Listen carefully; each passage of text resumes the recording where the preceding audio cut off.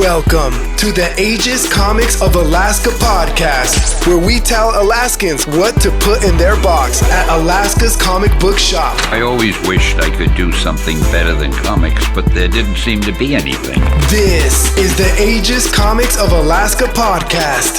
And now your hosts, Lou and Amie Jo. Hey, what's going on, everybody? Welcome. Hi. Welcome to the Heroes Without Capes podcast, our exclusive from Aegis Comics of Alaska. And we are not wearing capes today. I'm in a hoodie because it is cold out. Well, yeah. And you just got back from Peru. I did. That was definitely a weather change. We'll be talking about We'll get into that. We'll get into Backwards Land. We'll definitely talk about that here in a sec. And before we get started, we gotta pay the rent. And we do that with our sponsor, Popple. Oh, not today, because apparently that thing's not set up today. So Well, I did kind of send you a lot of stuff. yeah, that's true. So Popple's really cool. If you were wondering, it's like a business card without being a business card. It's a what'd you call it? well, yeah, it is. It's the thingamabob with the thingamajig. Oh my God. All right. And just like that, we lost our sponsorship.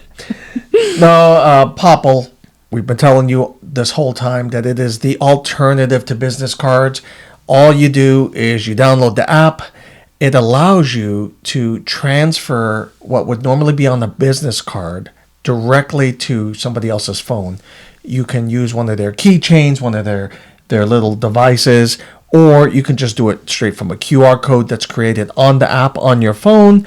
And what's awesome is that instead of having to pay to reprint cards every time you change your phone number, email, or something else, you just simply update it on the app and send it over to your prospect. The other cool thing, aside from it being put on their phone directly, the really cool thing about it is that you can put two profiles. So you can have a personal profile and your business profile. So let's say... How many profiles do you have? I have two. Oh.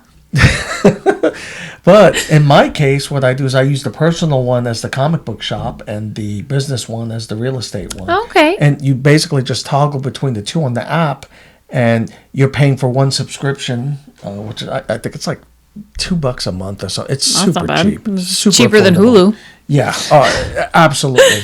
And for what you spend on business cards, printing, Oh, gosh. it pays for itself. Especially when you have to get a new business card after you change one thing. Ugh. So remember, totally worth it. Remember, guys, it is Popple. There's the link in the description. And, of course, you will receive 25% off if you use our link today.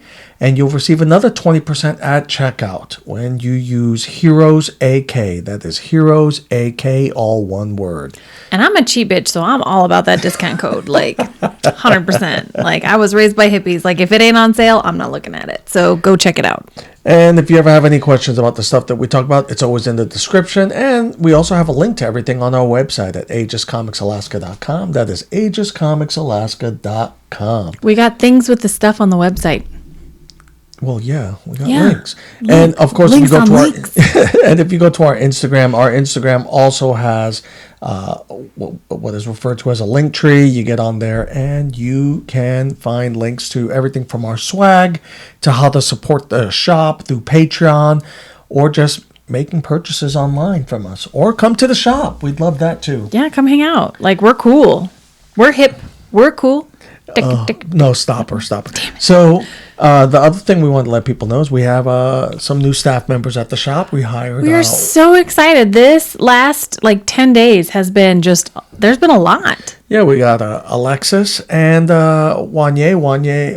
Alexis is a forestry firefighter that during the winter months is going to be helping us out. Yeah. And Wanye is a Army reservist who is coming to help us as well.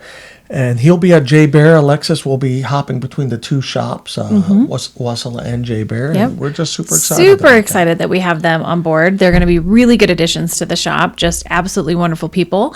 And, you know, if you are someone who frequents our shop, make sure if you see them, give them a warm hello. And, you know, also give them a little bit of a hard time because it's what we do. Oh, God. So, Comic-Con. We got to talk about this. So you missed out on it, but for a valid reason. The Peru trip that you did was planned, I think, over a year ago. It was just about a year ago when we started planning it. And we'll talk about that in we'll detail. We'll get into that. But our Comic-Con was super successful thanks to all of you. I'm so sad that I missed it. I loved seeing the updates. I'm so thankful that so many people tagged Aegis Comics Alaska in their posts. I was from South America, literally checking in, trying to get updates as I was in the middle of nowhere, Peru, trying to like walk into restaurants going, do you have Wi-Fi? So that I could get updates because I was so excited and I was so sad that I missed this. Well, it was our most successful one yet. Last year we had just under 500 people attend. This year we had just under 800 people attend, and that was at Everett's Restaurant, also known as the Matsu Resort here in Wasilla. If you guys are within driving distance to Everett's, they have new management, not new owners, new management. And Amber is legit. She runs a phenomenal operation there. She has wonderful staff. And honestly, guys, the last 2 or 3 times we've been there, the food has been on point. Yeah, they have Please go check them out. What they did for Comic-Con in particular, they did the brunch special. Ooh, they did a little bit of a modified menu specifically for Comic-Con, if I remember correctly from what she was talking about. So that way it was stuff that they could get out quickly, things And that were easy to affordable. eat, affordable, because they are a little bit of a higher end restaurant. Like they're not like they're not like they're right on the lake. They're right on the. It's a beautiful location. It has been my whole entire life. That's been just such a wonderful place. They're right there on the lake, but like they're a little bit of a higher end. It's like you're not going to McDonald's when you go there. You're definitely going to a nice restaurant where you're going to sit down, have a really nice meal, and it is absolutely worth it. The backdrop is worth its weight in gold. I cannot sing enough praises about this place. Like essentially this last summer, and especially after last year when they first hosted us. Since then, we've been back a couple of times. Every single time, it's been wonderful. You know, we had just under 800 people showed up to the in con. 2 days. We had 2 cosplay contests during that time, with approximately 35 contestants each day. Oh, we wow. had an amateur contest on Saturday, and on Sunday we had our professional cosplayers. And, you know, I'm not a negative, a lesson learned, okay? On Sunday, as I told you in the after brief, because you were exhausted when you finally got, because you got back. It was a long day of you travel. were We'll get traveling into that. Sunday and all that stuff. But there was a Republican Party rally for Yes. Kelly Chewbacca there. And, Is that how you spell her last name? that's how she says she pronounces Oh. it. So I got to meet her. Yes. Very approachable. Her husband was very kind to us. However, many of the supporters, once again, missed the shot, missed an opportunity. They showed up, not all of them, because some of them were really cool. But, you know, your Republican Party in the Matsu Valley is traditionally old white guys. Okay? Yeah. And old white people is not or should not be the stereotypical face of the Republican Party, which is why you have so much disconnect right now. Right. You have this new generation. You had approximately 800 potential voters there. The new generation that is going to be the next Voting leaders, class. the next Yeah. voting class, all there. And they were looked down upon. There was sly comments made to them by a lot of these old people. And shame on them, because They're not seeing the big picture. They're not realizing, hey, you're 65, 70 years old. Some of you were 80 years old there. You don't have much left. Once you pass, who's going to pick up the torch for you guys? Who's going to pick up that banner? Who are you mentoring Right. to take over, right? And nobody. And quite honestly, what you were telling me is that they were looking down on like the cosplayers because of what their outfits on the surface may have looked like to them, not understanding A, the character, B, the amount of time that goes into making those costumes, those cosplay characters, or C, just the creativity itself. And they didn't take any of that into account, and they just judged on that initial visual, which is horrible, especially for someone who it was a tactical mistake on their part. And especially for someone who's done, I've done a couple of cosplay photo shoots now. Like, I know that if I was running around Fred Meyer's, I would be like, well, it's not like I'm just trying to pick up, potatoes or anything, but I would hope that someone would look at me and be like, oh wow, you put a lot of time and effort into what you wanted to portray instead of going, well, absolutely missed shot right there. That's so you have sad. Politicians that listen to this show right now, that listen to this podcast, and thank you for listening. Yes. And I hope that you're taking notes. Missed opportunity. Mm-hmm. You have some of the lowest turnouts for voting.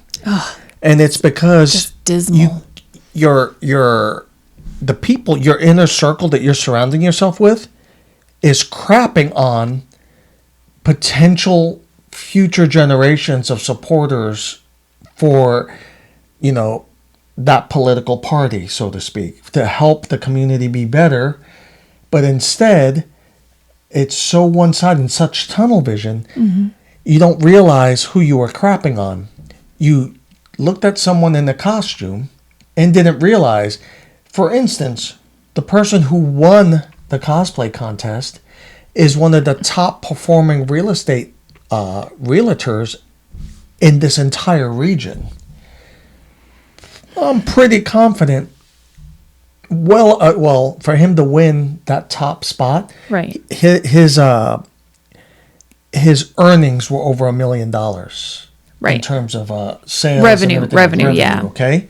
For his real estate, not the cosplay, for real estate.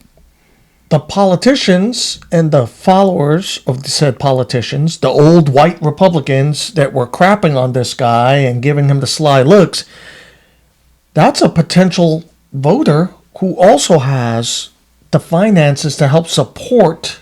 I was going to say, let's call a spade a spade. If he was in a business suit and he had the title on his name tag that said top earning or one of the top y'all would have been jock riding him like nobody's business, trying to introduce him to your daughter, betting on his ponies at the races, 100%. Yeah. But instead, you judged him on the fact that he had, from what I saw in the pictures, a badass cosplay. That's right. Well, that's why he won first place. So many people. I've been at the shop this last week several times, and so many people have commented on what an amazing cosplay costume he had, and I think that's the part that's really sad for me is, I'm I'm going to say it.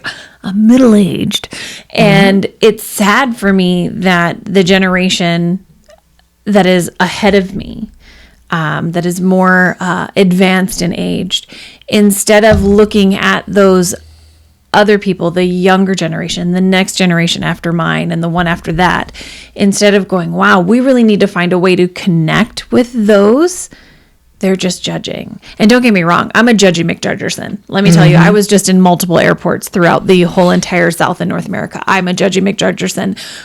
But I am never going to be the person who I might look at you and be like, oh, I've got some stuff. I'm never not going to talk to you. I'm never not going to be like, hey, you know what? Let's figure this out. Like, let's have a conversation. And they're not willing to do that. Instead, they're just going to pick up their nose and be like, they're beneath missed me. Opportunities. And that's really sad. That's really sad. The comic book industry, when you're looking at, for instance, like Marvel and DC, they're finally reading the memo. They were slow. They were last on board to the game there, or they were last on board to the train on that one, but they realized the old collectors, the traditional collectors, 70s, 80s, 90s, they're all in their 40s, 50s, 60s. They are going to be moving on. Yep. At one point, they're not going to buy anymore. They've already stopped buying. Right. And they have to recruit the new generation. And the new generation, for years, the two top publishers in the world were not producing anything for new readers. Right. They just kept recycling the old stuff Regurgitating, over and over yeah. because they were just appealing to that appealing one to that demographic. one demographic, Yeah. and not looking at the future. Mm-hmm. When you see these shows, like that Thor: Love and Thunder, I wasn't a fan of it. I wasn't a big fan of it. I don't think you were either. It wasn't a huge fan, but it was entertaining. But I was happy we watched it at home and not the theater. yes, I want to say though, in their defense, although I think they missed the shot themselves in grabbing the whole community, I saw what they were doing Yeah. there because kids would have enjoyed that movie. Oh, absolutely. The I next suspect they generation would have jumped onto it. You didn't have to really. Well, seeing the kids, Yeah, with exactly. the power of Thor, blah blah blah. Exactly. That was definitely pandering to the new. Exactly. viewers. It was enticing them to look at what might come next. I think we need to understand that not every product that is coming from, for instance, Disney or DC, is for us, our generation. Right. It's for the newer generation so that they can keep this thing going, keep this industry going. Because newsflash, none of us make it out of here alive. Just in case, spoiler alert. Yeah. Spoiler. Yeah. None of us make it out of here alive. And so why would you not want to find that connect? That's one of the things I love so much about our back issue bins. Yeah. Our back Like the issue connection. bins really bridges that gap from one generation to the next because it might be a character the new generation recognizes, but those ads and that storyline is the one that the previous generation knows. And I love that about that, is watching that gap get closed and for them to find that commonality. And I wish that was something that would commute better into more areas of life, not just back issue bins at a comic shop. You know what I mean? Does that make sense? Yeah, it does. And it's interesting because it's just facts. I know for sure, if I decided to run for a political office up here, I would smoke all the old politicians. Oh, yeah. I would smoke them with the new voters. Because the new voters First of all, our ad campaigns would be hilarious. Our ad campaigns would be hilarious. And it would be affordable because it'd be all social media. Yep. Using social media. Half these politicians out there right now have no idea how to use their social media at all. No. They don't know. I mean, we have more followers on our pages than some of these career politicians, right? And it's because they're completely disconnected from this new generation. What was that one comedian where it's like, my mom calls it Facebook? Facebook. Facebook. So, enough about that other than... So let's go back to the positive part of Comic-Con. You should... Sorry that political party missed the mark because you really had an missed the opportunity mark, man. to really connect with that generation of people who... You could have won over potentially, at least in the adult range, at least 700 potential voters right there. Yep. You didn't even try to swing and a miss. You didn't even show up to bat on that one. No, you just Yeah, forfeited. You just forfeited. You just forfeited. I mean, look, I it don't is know what it nothing. is. I don't know a lot about that politician themselves, but Yeah. damn, like Swing that and a was miss. just really. Now, Kelly went out of her way to walk in there.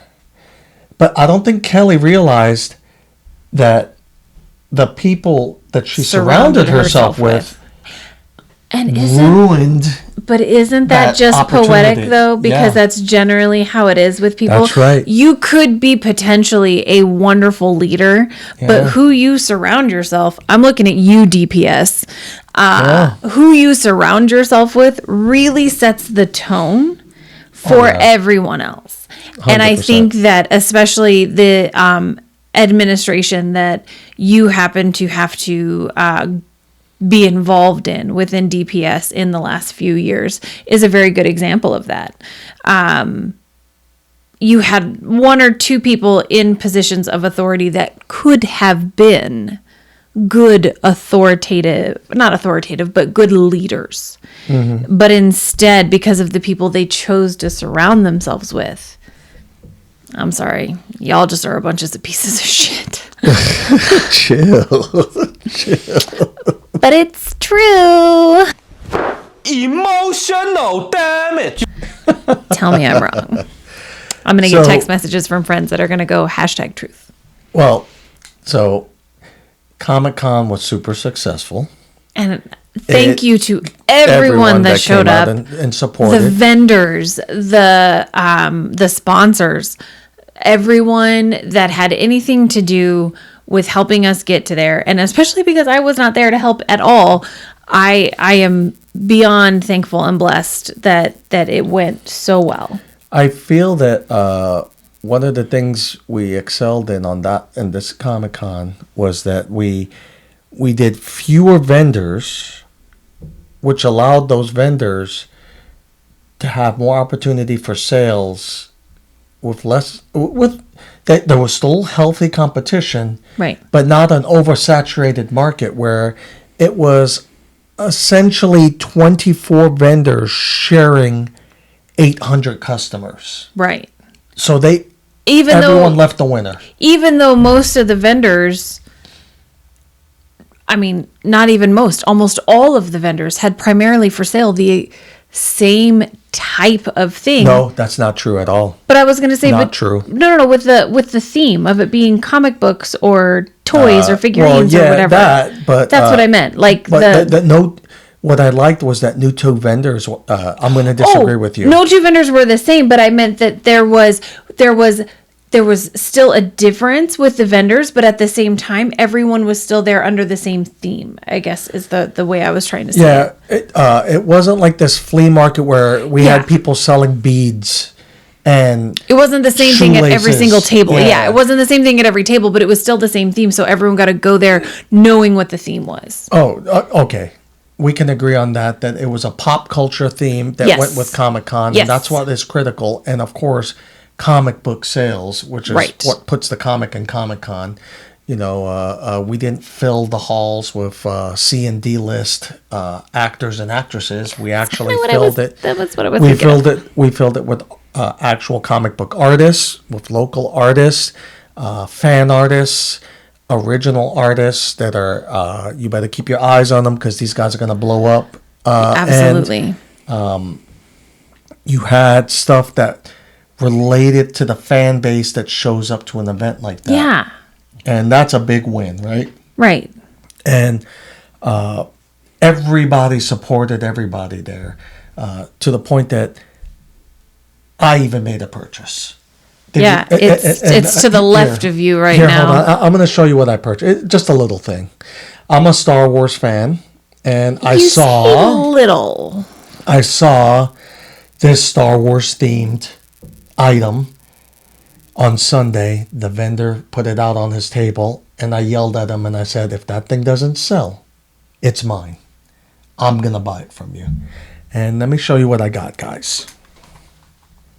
I got told, I'm not going to tell you what I bought. I'm just going to wait for you to get home to see it. Just a little thing. Just a little thing. Oh, Lord. It just takes up everything. Would you like me to leave the room?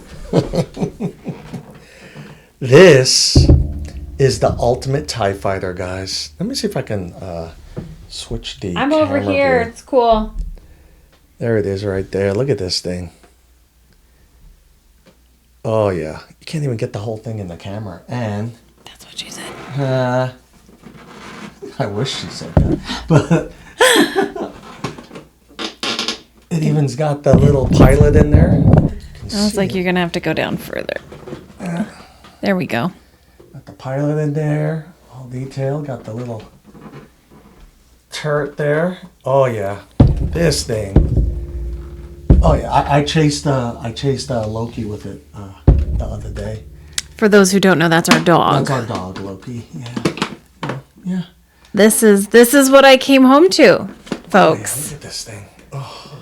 And it's a lot. It's a lot there. Here, let me go back to overview. Look at this thing.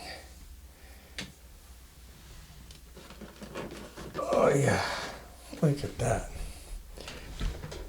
You're very proud of yourself with that. Oh yeah. Oh yeah, look at that.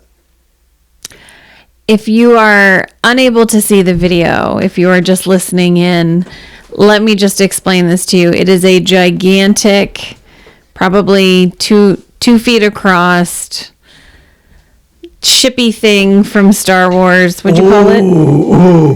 What'd you call it? Emotional damage. It's not an X-wing. It's a TIE fighter. TIE fighter. Oh, A TIE fighter. TIE fighter. Oh, So girl. yeah. So if you didn't get to watch the video, if you're only listening, that's if you what it don't is. know what a TIE fighter is, It's a bunch of crap. I knew what it was. I just couldn't remember the name. X-wing is the name of what the Jedis fly. Right? the rebellion, the rebels fly. Yes, Which are Jedis. not all of them. A lot of them. The Jedi's have their own special. What are they craft. called?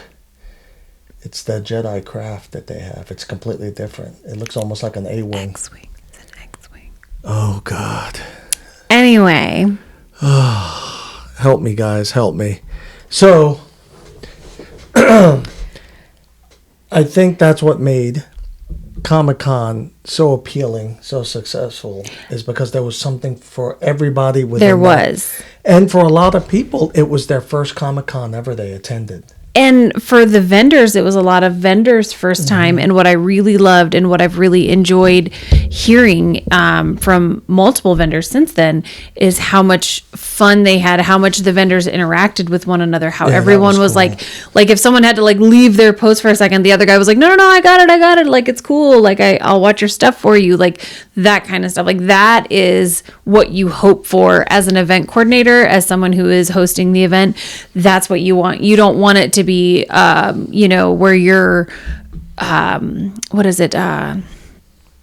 refereeing between, different vendors because one's like, well, he's 3 inches past the line or whatever. Like it wasn't like that at all. There was none of that. Exactly, which a is lot of awesome. them made new friends. Yeah, Yeah, and it was and really they cool. were they all have had we've had a couple of them come into the shop since then, because I ran the shop the other day and they were just like, man, I had so much fun, and I love hearing that.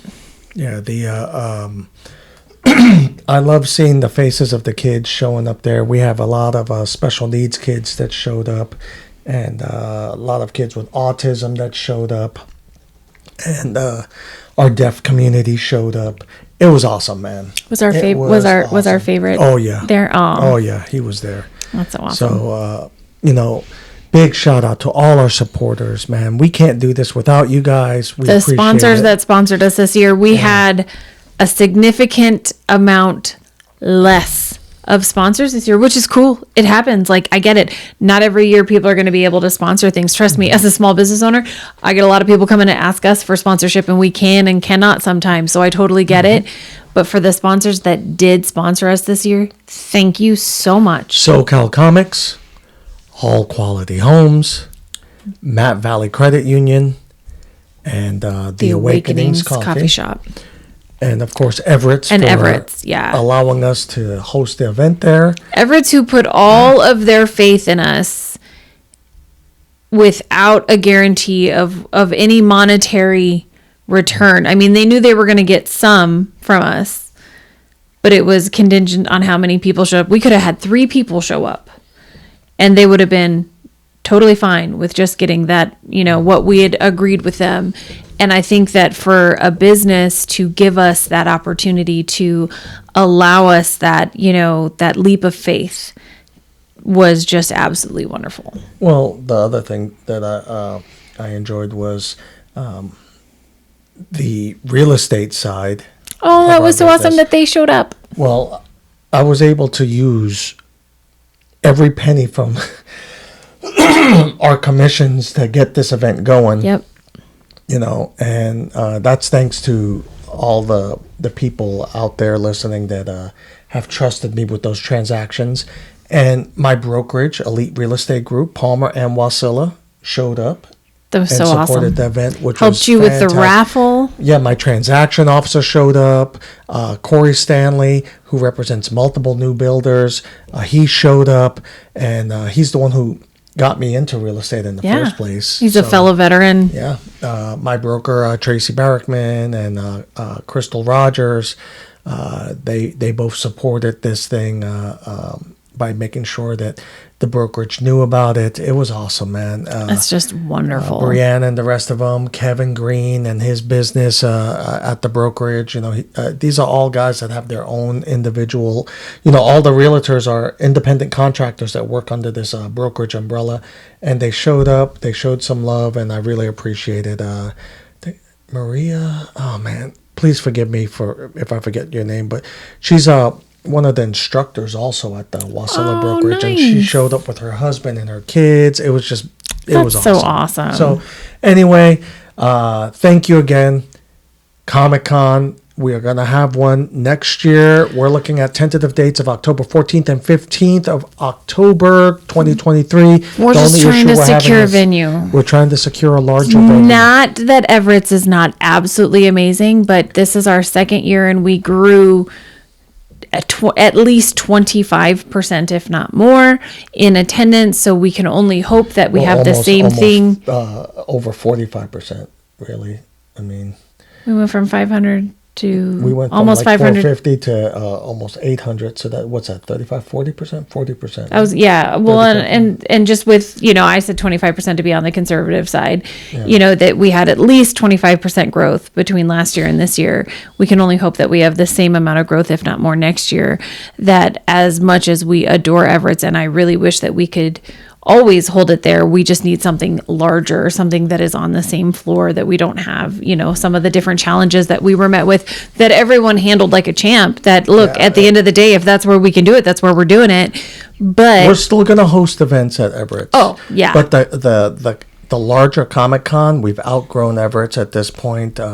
Now we are looking forward to seeing what they do updates-wise, which we structurally. did hear they wanted to do some updates that would we can't talk about yeah, it. we can't talk about it, which may possibly change it. I mean, obviously it's not going to happen overnight, so I mean it would be a while, but you know, again, that's just another thing about Everett's that is wonderful, was how involved the owners and the managerial staff of Everett's was to see what a great event this was, and for them to look, you know what, we are already kind of talking about maybe doing something in the future.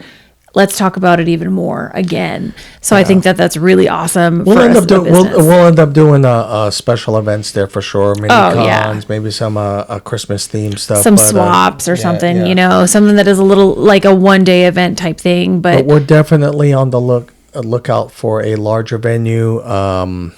There's been a couple of things tossed up. Now, Raven Hall, we tried. Raven Hall is booked for the entire 2023 season, so we can't get into Raven Hall. We've been told about the Menard. I have an email out to the current person who supervises the Menard. We'll see what happens. obviously my preference, you know, It's outside city limits. is, well, outside city limits. And then on top of that, I really, and you know, the fairgrounds is kind of like that midway, you know, between Palmer and Wasilla, you know. Well, people that's going- in city limits, but it's in city limits, but it's, you know, it was kind of, you know, for me looking at like drive times and stuff like that. But look, if it's booked, it's booked. We're going to find somewhere. If someone happens to know of a phenomenal large space outside of city limits that is not something that I have to, accommodate 1,000 people. that can accommodate 1,000 people without me selling a kidney. You know, let us know. Please reach out to us if you're someone that happens to have a venue of that size somewhere where, you know, we can facilitate, you know, a Comic-Con. We would love to start those conversations now, because if we learned anything this year, it's that we're going to start planning now Yes. so that we can be ready for next year. And you can reach out to us on our socials. You can DM us on at Slide Aegis on into Comics those Alaska. DMs. Slide into the DMs of Facebook, Instagram, LinkedIn, and Twitter. Or you can email us, and the contact for our email is at our website, theagescomicsalaska.com. All right, moving on to our next segment, which was your Peru trip. Oh, goodness. So, Peru. First thing I want to do is show them the map of. You did the hike. Well, actually, explain. How did this trip come about? This trip came about. One of my very best friends, Becky, had a goal to hike to Machu Picchu by the time she turned 45. And her birthday was in March of this year, and she turned 45. Originally, we had planned to go before her birthday. However, due to Peruvian law when it comes to people and passports and how long you have to have a passport, yada, yada, yada, we had to reschedule it for October. So of course, Murphy's Law being Murphy's Law, that got rescheduled last year, and then the Comic-Con, the dates worked for everyone else but me.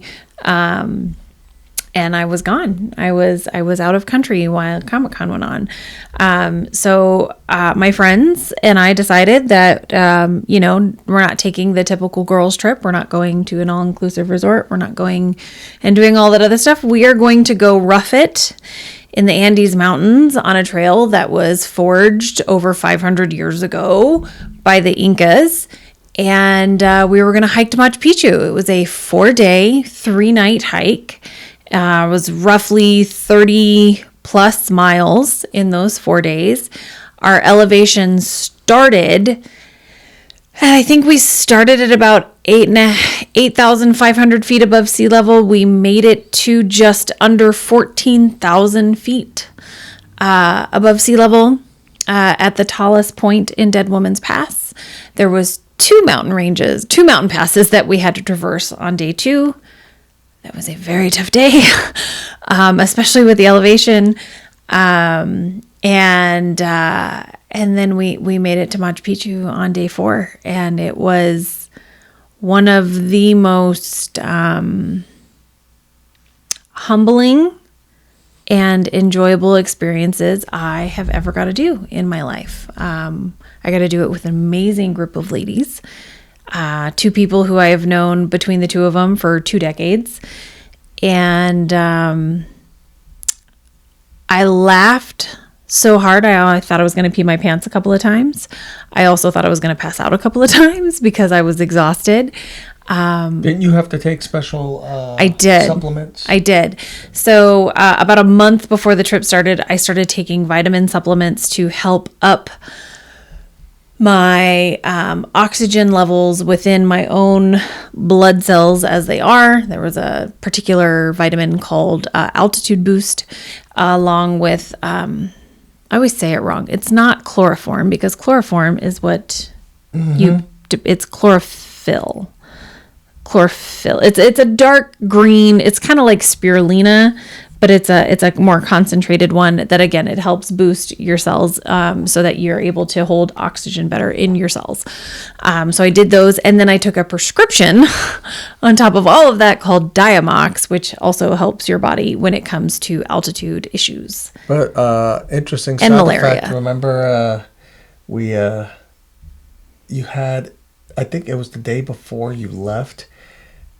We had a carbonated drink, and you can't taste carbonation.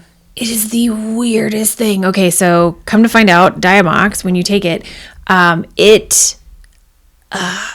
this is not going to be the right word, but it lessens your ability to feel carbonation. Because I opened up one of the LaCroix waters, and I was like, oh, maybe this one's bad. And I had you take a drink, and you were like, what are you talking about? It's fine. But it tasted flat to me. Like, I could have chugged the whole thing and not had the bubbles, like the bubble taste. And it was very, very odd that was a thing. So it makes everything taste flat. Everything carbonated tastes flat. It did here, not there. Oh, weird. Because when I was in Peru, I had sparkling water is a very big thing there, which was also a very big revelation to me that sparkling water was such a big thing. But I could taste the bubbles there. I could not in the U.S. when I was here before I left. Wow. Yeah, it was wicked strange. Flying to Peru was that in of itself a little bit of an adventure. I flew to LA where I met up with one of my best girlfriends, Virginia. Her and I had access to one of the first class lounges at LAX, whereas that's where I did that one TikTok video where her and I were having quite a bit of fun. We learned when you fly on LATAM Airlines and you book the premium economy seat, their seats lay all the way down. So once again, we learned that the airlines that service essentially third world countries They or are Latin American so countries, much better. that their premium economy outperforms Alaska Airlines. Delta, American Airlines, their first class ain't shit. It's not even on the same level. No, I literally had my own little pod that had, I had little nooks where I could put all my stuff. I got a little overnight bag. And it had slippers in it and a little eye mask. I had toothbrush, toothpaste, lotion, face wash.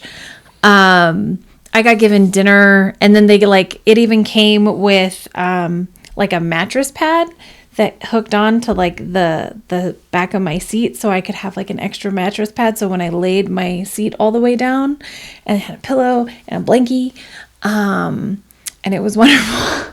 Especially because I have a really messed up back from an injury from my childhood.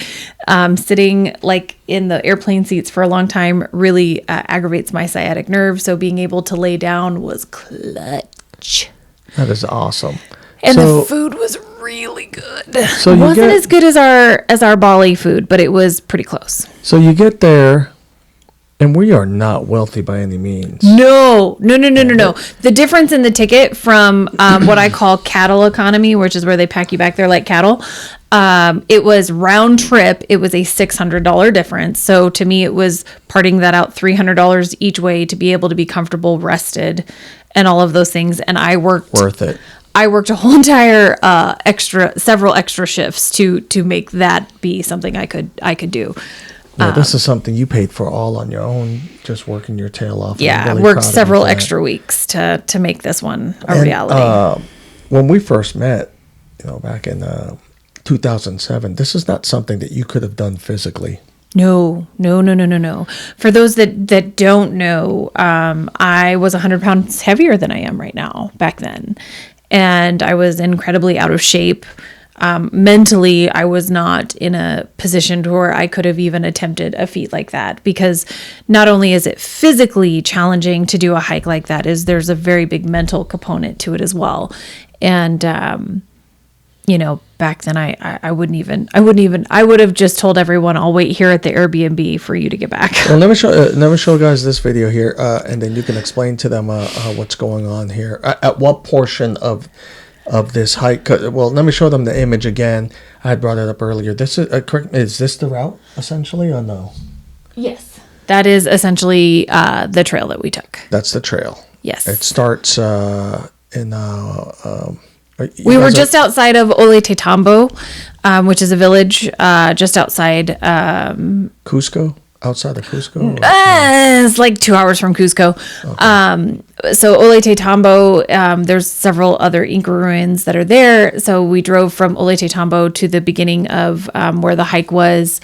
And then you can kind of see how the trail goes up. There's that highest peak, which is the top of Dead Woman's Pass. And we went down, and then we had to go up another peak and then down. So that was the trail itself. Thankfully, day 3 and day 4 was less straight up the whole entire day like day 2 was. But it was. And we're going to be putting out a much longer video of your trip, a special video that we'll have on YouTube. But here's this video here, this cell phone video here. This is what you call group motivation. So I am the one in the blue in the very back. I was pulling up the rear.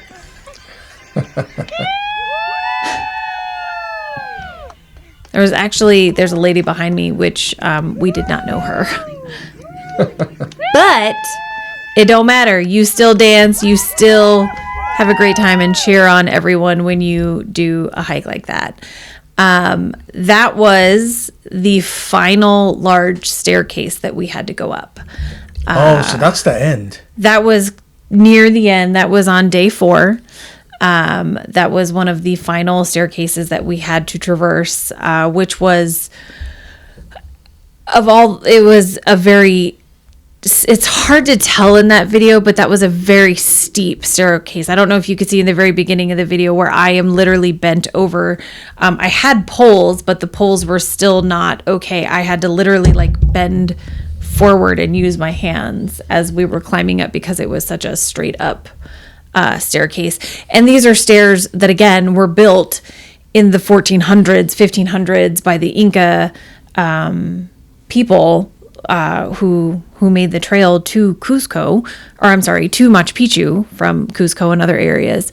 So these are some old rocks that have been stepped on for a long time. So it had rained earlier in the day, so it was slick. So we had to be very careful. Let me show them this video here. What are we looking at here? So that is Machu Picchu. This was after we had entered into Machu Picchu. That was towards, it was about 2/3 of the way down, kind of from the main area. And I wanted to just get a good aerial view of what it was like just standing on some of the platforms. And when you see, and something that I did not realize until I went and did this, and I learned so much more about how incredibly smart the Inca people were. These people, I can see why people say that there's aliens, because the stuff that they figured out all of those years ago is just mind-blowing to me today. So when you look at that video, you see there's just line after line after line. It looks like rows of, kind of looks like stairs almost, but they're not. If you're not watching this and you can't see the video, I'm sorry, but you see how there's all those rows that go up? Yeah. That is where they planted food. Right there. Yep. They would plant food there. They would plant food in those. So those were essentially rows of food. And so they learned as they have 1,500 varieties of potatoes there. They have also over 1,000 varieties of corn.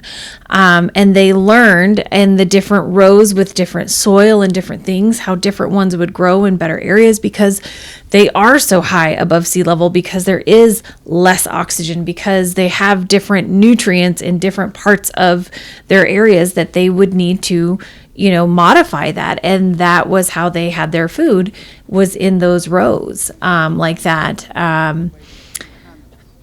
It's harder to see. Can you see it in this video? I don't know if you can see. No, it's not in this video. You can't really see how the rocks really. I wonder if it's the first video there. If not, I think we have some photos too. So it's girl knows how to shake her booty. Love you. So one of the really amazing things for me that I learned, and this is all slick rock. Oh, very slick rock. And if you can kind of see, if you are watching the video, if you can see where I am, I'm 5'8", and my friend is standing at the top of this rock, and it's just essentially you can kind of see the trees it just goes straight down. It is just a straight up staircase that we had to go through, and we are above the clouds because the clouds are below us, as you can see. It was Humbling. Very humbling. It was one of those things that as you're going through it, you're like, am I really doing this? And then you get to the top and you're like, hell yeah, I just did that. But yeah, learning, here's a random fun fact. All the doorways that you see when you're looking at Machu Picchu and you're looking at the different ruins that the Incas, that they built back then, their doorways are trapezoids. Why? might you say, would they have a trapezoid? That seems odd. Everywhere we have them now, they're rectangles. Theirs it is. I was like, trapezoid. Yeah. I was like, I don't know if he's going to be able to bring it up on the screen. He might. Yeah, I should be able to here. Boom. And then I'll shrink the photo there. There it is. So this is in Ollantaytambo. It's not in Machu Picchu, but again, built by the same people. Their doorways are trapezoids because the trapezoid can absorb an earthquake better than a rectangle. It can handle the shaking.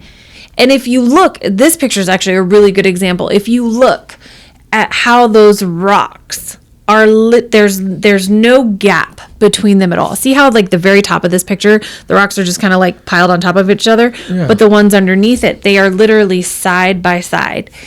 The ones on top are later built. The ones that are right next to each other, those were built by the Incas.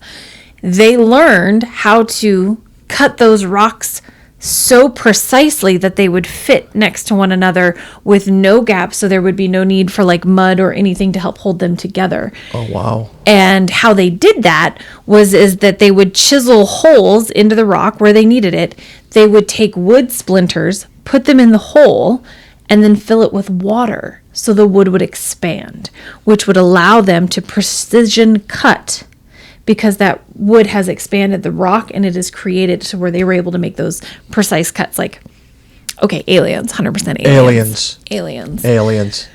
Like, it's amazing to me. I'm standing in this doorway from hundreds of years ago, like it's nothing, and it's still just absolutely, standing there, no big deal. So,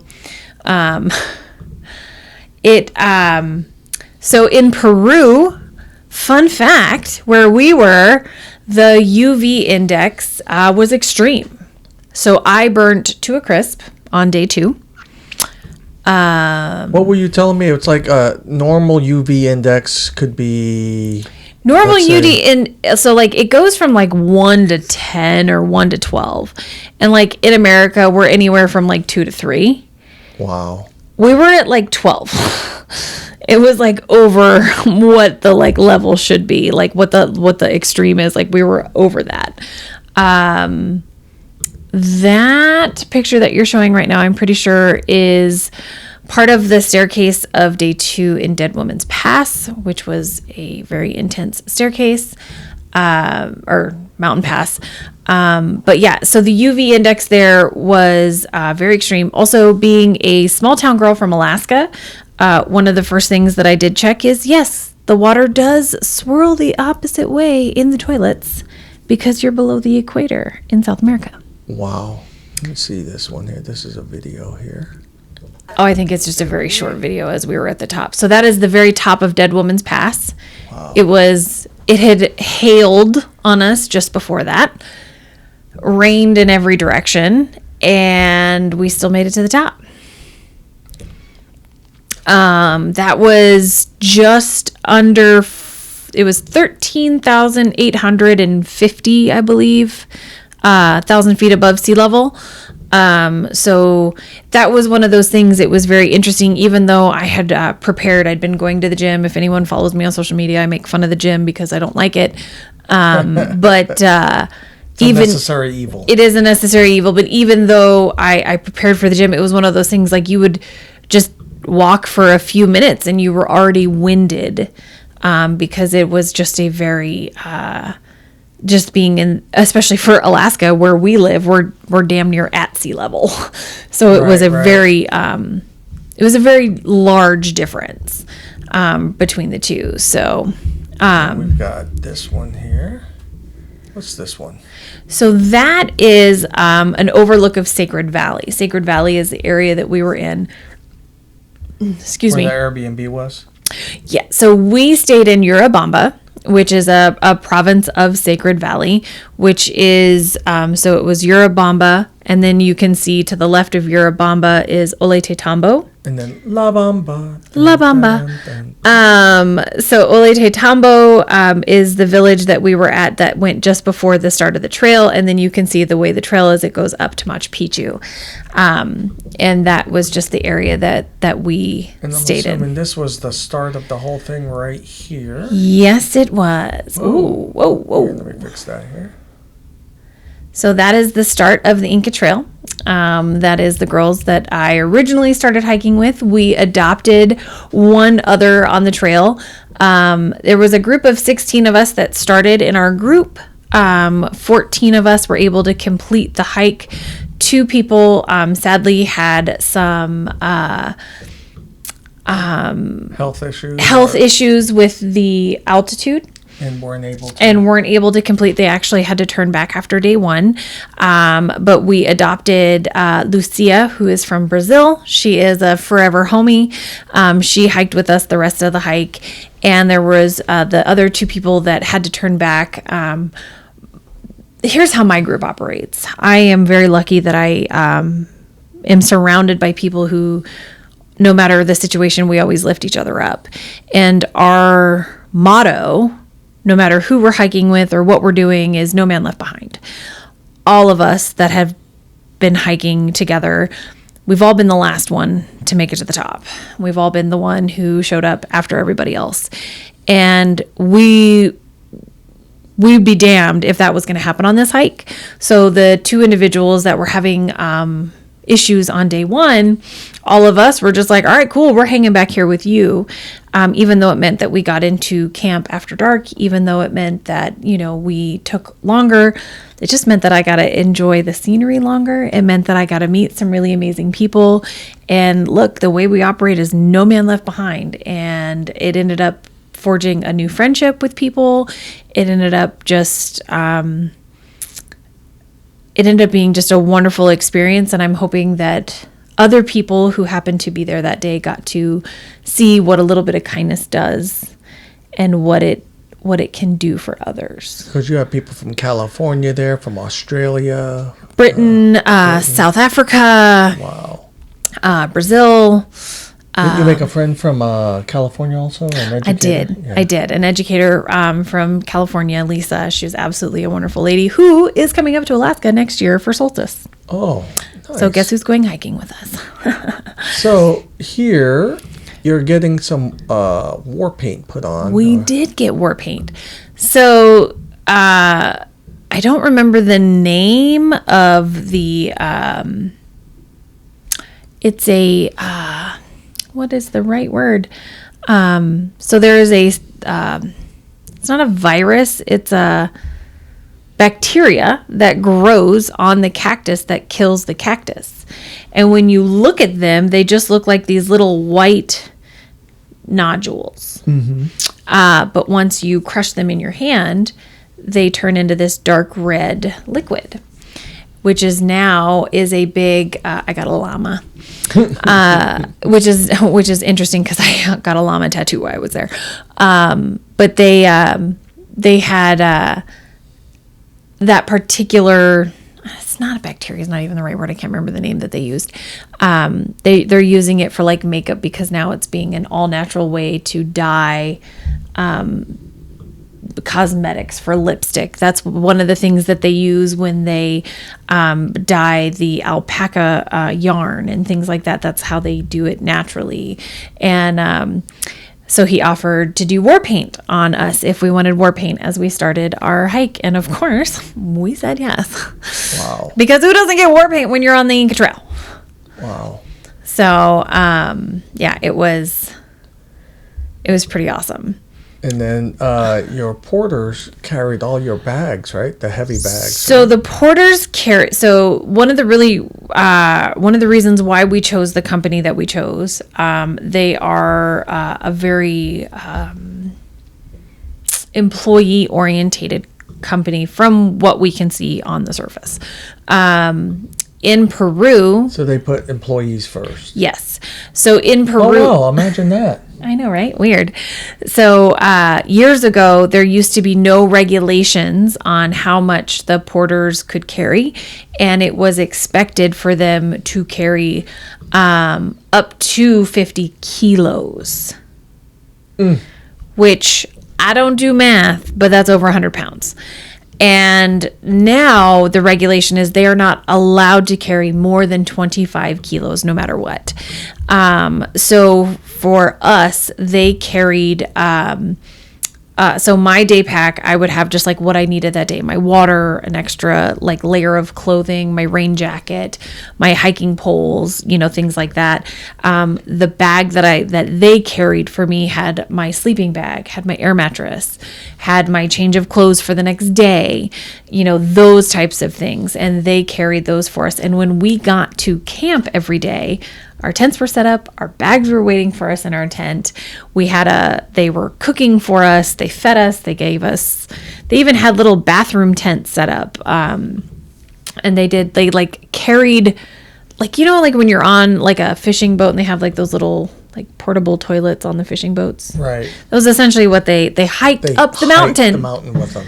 And here I am, bitching about my pack that's got probably, 10, 12 pounds in it. And these people have 25 kilos. And they're... In the picture I showed was a lady carrying... Yeah, and they're female porters. And it wasn't in that particular picture, but in certain other pictures, you'll see a lot of the porters who are... I cannot think of the name that they use, but they have Inca descent. They do that hike in sandals. With not an issue. And they passed us all the time because they do it and they are in far better shape than I am. And they would be carrying these... older. Massively older. There was one dude, we nicknamed him Mr. Miyagi because he looked like Mr. Miyagi. And he would literally just like fly by us. And he would say in... Spanish. Not in Spanish. It was Inca. in the Inca language. He would say, "Fly, fly, come on, let's fly." And I can't think of it off the top of my head right now, but he would say, "Fly, fly, come on, let's fly." Wow. When he would go by us, and he went very fast. Where's this at? This image here. Dun, dun, dun.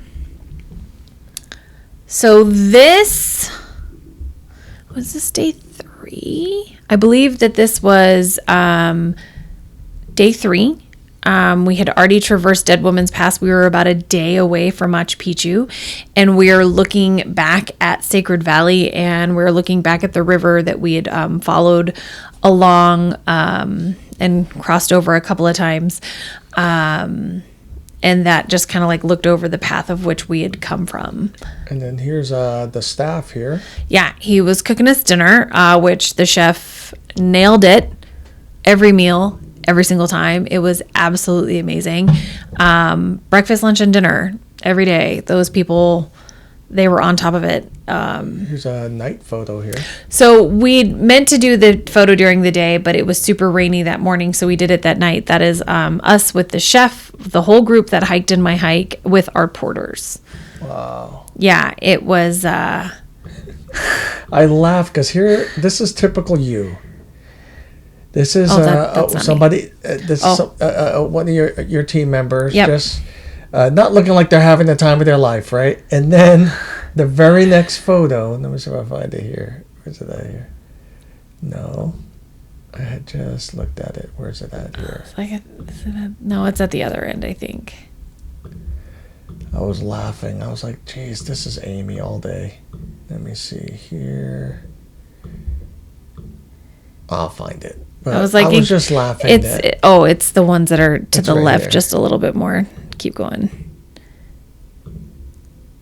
Almost. Oh, there it is. There you are. And then here's you. So then there's me. We all know I can be professional all the time, every day. No. That was day 4. I believe we were on our way to Machu Picchu. And so at this point, I'm probably delirious and without oxygen. Oh, because this is essentially the last day, right? Yeah. That was, I believe that was the end of the trail. That was like one of the last check-ins on the trail. Wow. And again, you can see I've got my pack. I've got the little green cover on the back of my pack, which is like a little rain cover. It was, it was, it's really hard to put into words an experience like this. Those were the ladies that we adopted into our group. That's all 3 of them. Wow. 2 of which did not complete the hike with us, but does not mean that they're not forever homies. To do something like this, that's something that is outside your comfort zone, something that I never thought I would be able to physically do. And then Machu Picchu, the top, right? That is Machu Picchu. Wow. And you can see the mountain in the background on this photo. That's another hike that you could have done on top of Machu Picchu. Like you could go like speed through Machu Picchu and then go do like another one, which is like just a whole bunch of other stairs. And I'm so glad we passed on that. Oh my gosh. I was done. D-win done. So one of the really neat things about Machu Picchu is there are llamas that just free range while they're, and you'll just be sitting there on the little like area, and a llama will just go right by you, just look at you, and joke all the time, like, careful, they spit. Wow. I think there was a photo. They had donkeys up there too. I see. Yeah, they had donkeys that would go mules, yeah. that would pack, that were not part of our group. Our group didn't use any animals. They only used porters. They didn't actually have any animals. But what was really cool about a lot of these animals is none of them, like that donkey technically has a halter on.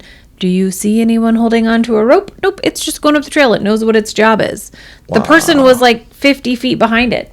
It just knows the trail. It knows the trail. It knows what it needs to do. Like it just, that was one of the most incredible things to me. There was also an incredible amount of smaller dogs in Peru, and there were several dogs that would go with like the different groups that were like packing stuff. Yeah. Like these small dogs with like little legs, and all I could think about was that old movie, All Dogs Go to Heaven, with the dog, short legs.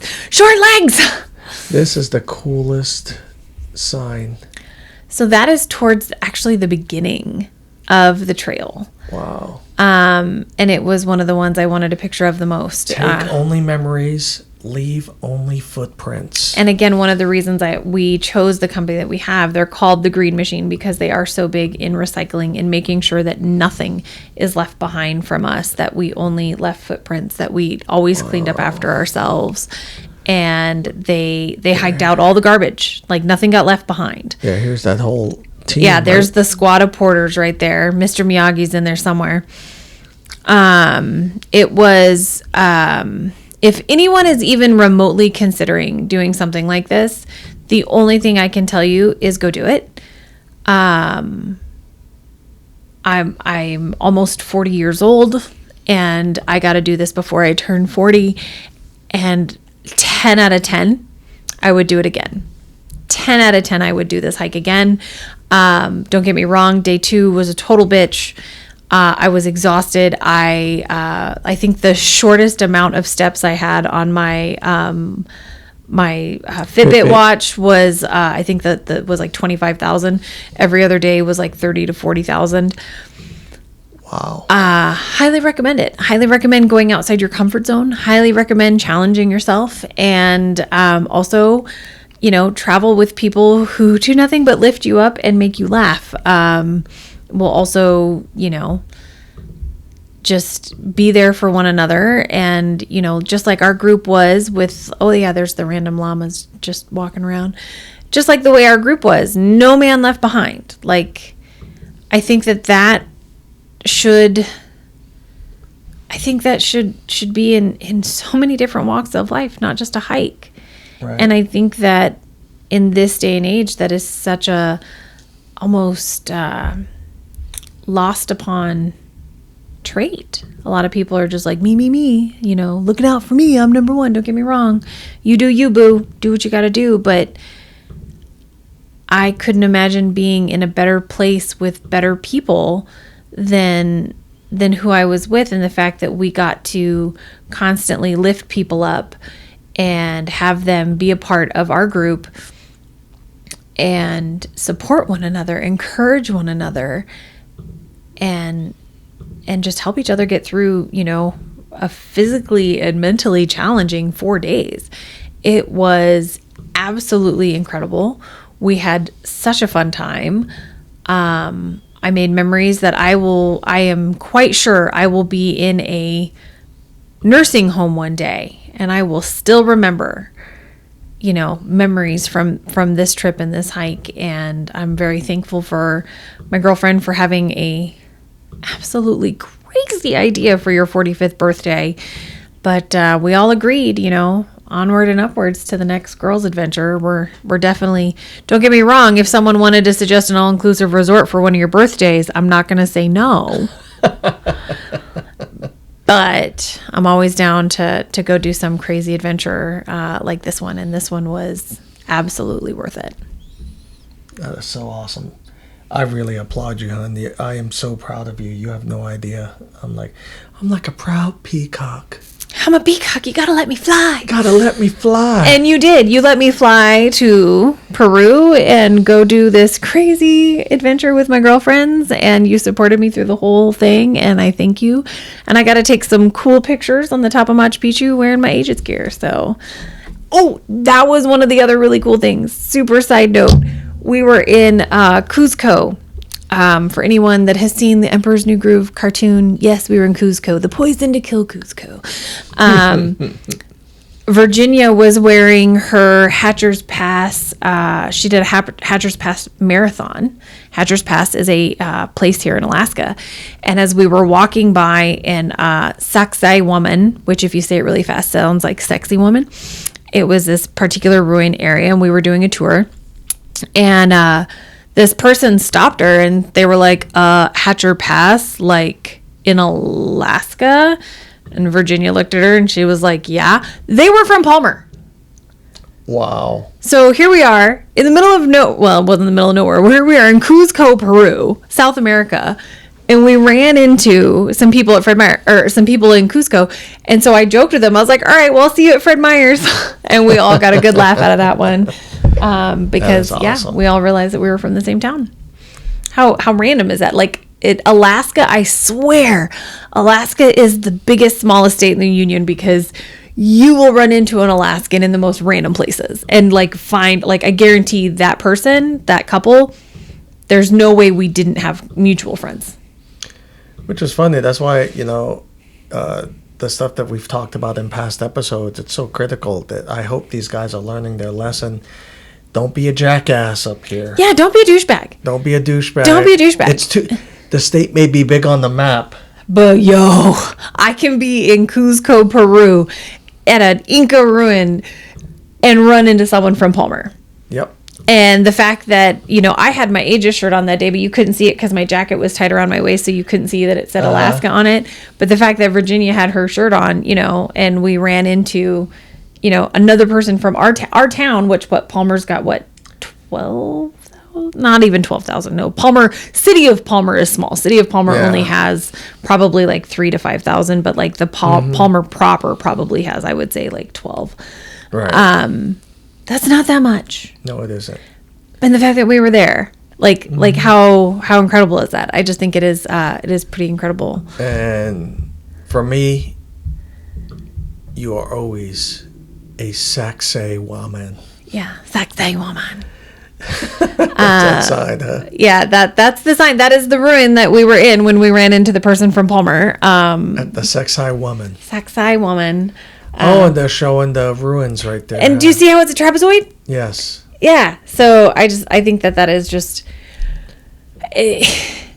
There's no way to really fully describe. Like, that's a really cool. That, like, if you want to show that picture, like, as you're walking along and you just see these massive, rock formations where they had multiple things, like, and that was the other thing, is you could tell royalty and religious compared to like high ranking people, political, to like the workers. You could see the difference in how the rocks were formed, because like the poorer people couldn't afford to like get those rocks, to do all the precision stuff. So they couldn't have everything like as as tight together. So you could see the class system in the construction. And the other thing that they did all the time, so the puma, the snake, and the llama are three very religious symbols for the Inca people. And I have pictures of them. I'll have to show you. I think I got to get them from Becky. Where we were at Sexai Woman, within, not only did they build these massive, beautiful structures, there are pictures of a puma's foot. There is a picture of a llama, the way they did the rock. So it is the outline of a llama or a puma's foot. And like, the fact that they could do this all of those years ago still blows my mind. I just am, I'm so just like bubbling, and I'm not properly explaining it, which I feel really guilty. I really wish you guys could just have seen it the way I saw it. Like, I just was this small town girl who grew up in a town of 500 people in Alaska, to be in this area and to learn and to go on a trip and to be able to learn all of those things was just incredible. I just had the best time. And I thank you for supporting me on doing that trip, because it was my heart and my soul just completely overflowing, just absolutely overflowing. Well, like and my I legs said, are sore. Yeah. Well, like I said, I couldn't be any prouder of you, and you guys definitely represented the state well. And if anyone that is listening to this has any questions, if you are even considering Machu Picchu or going to Peru, I double as a travel agent. I love helping people plan travel, and I am actually pretty damn good at it. So hit me up. I've been more than happy to help, or, any other travel that you want to do, just let me know and I can totally help you with it, because I love doing it. You guys were definitely great ambassadors of our state down there.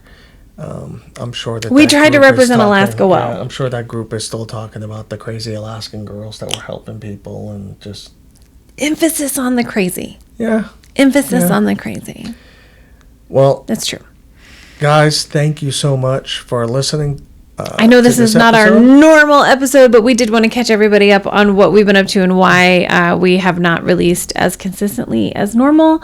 I thank you guys for always being a part of our podcast and our little dream here. And we'll have another episode next week. We'll be here. Make good choices. All right. Take care.